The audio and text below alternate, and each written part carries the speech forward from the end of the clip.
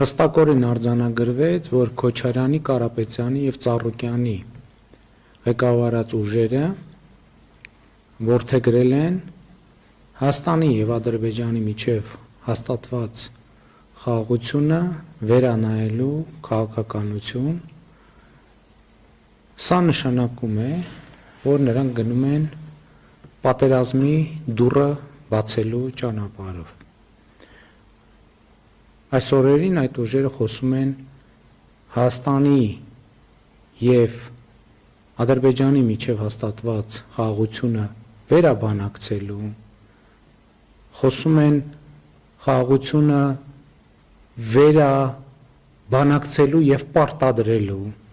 այդ թվում ուժային եղանակով պարտադրելու մասին։ Սա միանշանակ և աներկբա նշանակում է ոչ միայն դուռը բացել պատերազմի համար, այլև անխուսափելի դարձնել։ Եթե նույնիսկ գնանք ամենալավատեսական կանխատեսումով, վերաբացել հաստատված խաղաղությունը նշանակում է վերափոխելու հնարավորություն ստեղծել այն ամբողջ բովանդակությունը, որը մենք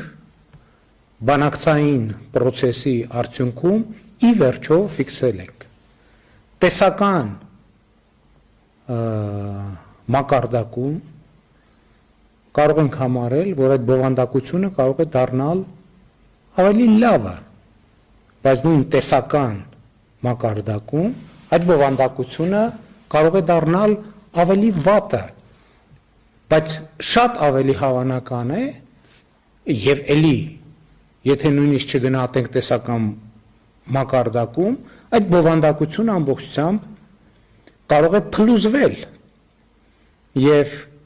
ինչպես այս թվարկումը պարզ ամենաչեզոք վիճակագրական թվարկումը ցույց է տալիս, այսինքն երկուսը ընդդեմ մեկի մի հնարավորություն